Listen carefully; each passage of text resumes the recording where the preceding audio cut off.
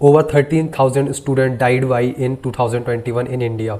लगभग हर दिन 35 से ज़्यादा, और ये आंकड़ा पिछले साल से 4.5% बढ़ा ही है और बढ़ता ही जा रहा है। According to NCRB ADSI report 2021, लगभग 10,732 में से 864 सुसाइड्स एग्जाम में फेल होने की वजह से हुई हैं।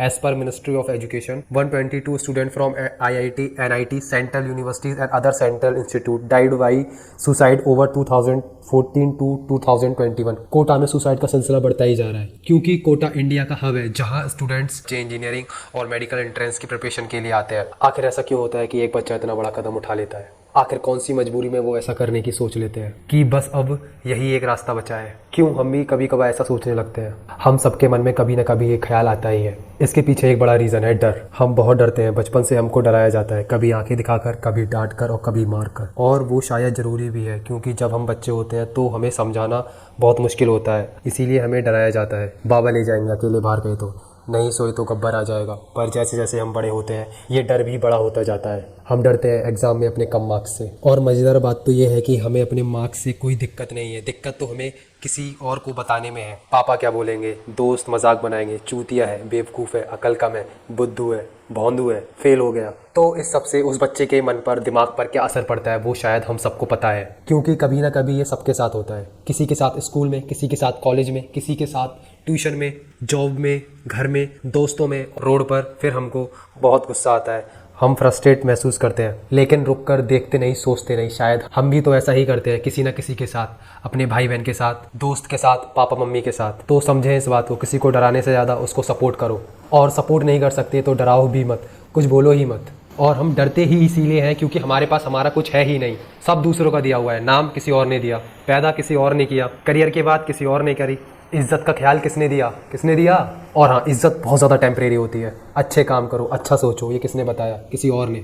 धर्म किसने दिया? किसी और ने। कास्ट भी किसकी दी हुई है? किसी और की। जब तुम्हारे पास कुछ है ही नहीं तो डर किस बात का? बस हमने मान लिया है क्योंकि किसी बड़े ने बता दिया है। हमारे पास सिर्फ हमारी समझ होती है, जो सिर्फ हमारी है। जब अपनी समझ से, अपनी सूझबूझ से किसी काम को चुनोगे तो ये नौबत कभी नहीं आएगी। हल्के हो जाओ, जो तुम्हारा नहीं है उसको मानो ही मत। ये बातें थोड़ी अजीब लग सकती हैं, लेकिन शायद यही मेन रीज़न है। अब हम इससे आगे के सारे रीज़न कनेक्ट कर सकते हैं जो मैं आपको बताने जा रहा हूँ डाटा के बेस पर। दूसरा रीज़न, एकेडमिक प्रेशर। हम सब जानते हैं इंडिया में एजुकेशन सिस्टम रेस की तरह है। हम सब पर सक्सेस होने का बहुत प्रेशर होता है, और इससे स्ट्रेस, डिप्रेशन, एंजाइटी हो सकती है। अगर इन फीलिंग्स को हमने ध्यान नहीं दिया तो ये सुसाइड का रीज़न बन जाती है। मम्मी पापा की हाई एक्सपेक्टेशन, टीचर्स और सोसाइटी के सामने एग्जाम में अच्छा परफॉर्म करने का एक्सेसिव स्ट्रेस, और सक्सेस होने का ये प्रेशर कुछ स्टूडेंट झेल नहीं पाते, जिससे उनको फेलियर और होपलेस की फीलिंग आने लगती है, और ये सब हमको बोझ लगने लगता है। और जब आप एग्जाम में अच्छा नहीं करते तो आपको लगता है सब कुछ खत्म हो गया। और दुख की बात तो ये है कि इस बात को कुछ स्टूडेंट सच मान लेते हैं, और उनको इस सिचुएशन से निकलने का बस एक ही रास्ता दिखता है। Third reason, isolation and loneliness.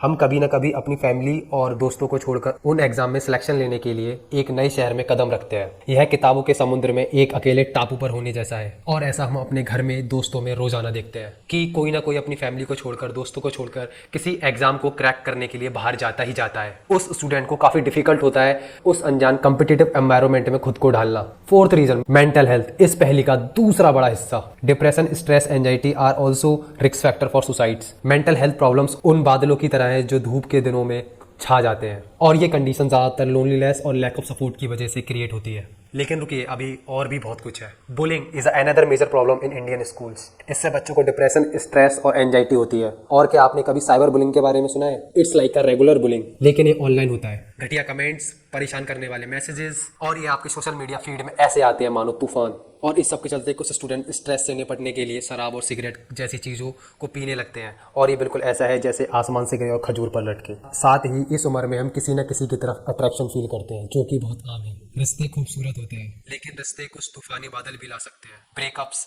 Family problems, दोस्तों की परेशानियां, ये सभी इसका हिस्सा है। और ये प्रॉब्लम से निपटना काफ़ी डिफिकल्ट होता है एक बच्चे के लिए जब वो अपने घर से इतनी दूर हो और ना कोई सपोर्ट हो। सपोर्ट एक सेफ्टी नेट की तरह होता है जो हमको चाहिए होता है, और बहुत सारे लोगों को बहुत परेशानी होती है किसी से हेल्प मांगने में, और कोई मांगता है तो साथ के लोग उसको इग्नोर कर देते हैं चूतिया बोलकर, और फिर हम डरते हैं कि कोई हमें जज करेगा या चूतिया कम अकल का थप्पा लगा देगा। इस सब की असली जड़ तो डर ही है। Fifth, financial problem. हम सभी मिडिल क्लास या लोअर क्लास से बिलोंग करते हैं। जब हम पढ़ने जाते हैं तो हमारे मन में ये सवाल जरूर आता है कि हमने इतने सारे पैसे इस ट्यूशन में दे दिए, इस कोचिंग में दे दिए, यहाँ रहने का खर्चा, खाने का खर्चा, और हालत ये है कि कभी कभार हम कम खाते हैं ताकि हम कुछ पैसे बचा सकें। और ये आप सबको पता है, कभी कभार तो ट्यूशन फीस भी ना दे पाना और स्कूल में फीस टाइम पर जमा ना करने पर अलग लाइन में खड़ा कर देना, ये सब हमें स्ट्रेस, टेंशन और एम्बेरसमेंट फील कराते हैं। और कुछ बच्चे इससे डील नहीं कर पाते, जिससे उनको लोनलीनेस और होपलेस फील होता है। यह एक तूफान की तरह है जो खत्म होने का नाम ही नहीं ले रहा। Sixth, trauma. Students who have experienced trauma, जैसे कि physical abuse, sexual abuse, trauma can have a lasting impact on a mental health and it can make student more vulnerable to suicide। खासकर जब उनके पास कोई ऐसा ना हो जिसको ये बात बता सके, कोई ऐसा ट्रस्टवर्दी जिसको उस पर भरोसा हो, क्योंकि फिजिकल एब्यूज़ और सेक्सुअल एब्यूज़ लोग बर्दाश्त नहीं कर पाते, सुन नहीं पाते, जिससे वो इस बात को दबाना चाहते हैं। बहुत कम ही लोग ऐसे होते हैं जो इस बात पर लड़ते हैं। Seventh problem, health system. Bharat में मेंटल हेल्थ प्रोज की बहुत कमी है, लगभग 1 लाख लोगों पर एक। इससे जिसको इसकी ज़रूरत है उसको टाइम पर हेल्प नहीं मिल पाती, खासकर स्टूडेंट्स के लिए। फर्ज कीजिए एक बड़े शहर में एक काउंसलिंग सेशन की फीस 2000 से 4000 होती है और इतने पैसे एक स्टूडेंट को दे पाना काफ़ी मुश्किल होता है। It's important to note that suicide is a complex issue and there is no single cause. It is often the result of a combination of factors such as academic pressure, bullying, family problems, mental health problems and trauma इत्यादि। लेकिन भैया हम इस बढ़ती suicide rate को रोकने के लिए क्या कर सकते हैं? सच में सॉल्यूशन जानना है तुमको?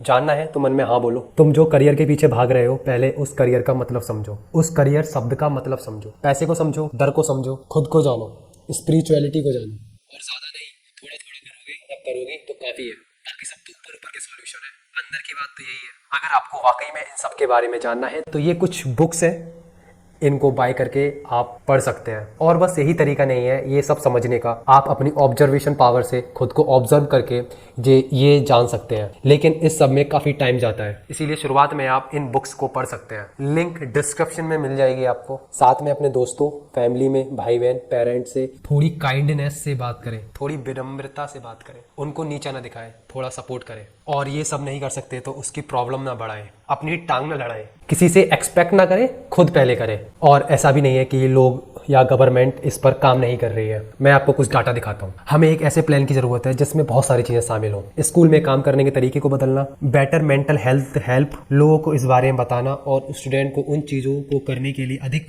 मौके देना जो उन्हें पसंद है। सुसाइड्स रोकने के लिए पहल हो चुकी है। भारत ने 21 नवंबर 2022 को अपनी नेशनल सुसाइड प्रिवेंशन स्ट्रेटजी की शुरुआत करी। The strategy primary aim to reduce suicide mortality by 10% by 2030। इसके साथ साथ भारत में बहुत सारी हेल्पलाइन है जो आपकी सेवा में 24/7 रहती है, जैसे किरण हेल्पलाइन, आसरा हेल्पलाइन और national institute of mental health. अगर आपको सुसाइडल थॉट्स आते हैं या आ रहे हैं तो किसी अपने के पास जाएं, उससे बात करें, और वो नहीं समझ रहा तो आप हेल्पलाइन को कॉल करें, क्योंकि आप अकेले नहीं हैं। अगर आपको ये वीडियो अच्छी लगी है तो आपको ये वाली वीडियो भी बहुत अच्छी लगेगी, जिसमें मैंने बताया है कि कैसे बिग बॉस शो हमारे मेंटल स्टेट को नुकसान पहुंचा रहा है।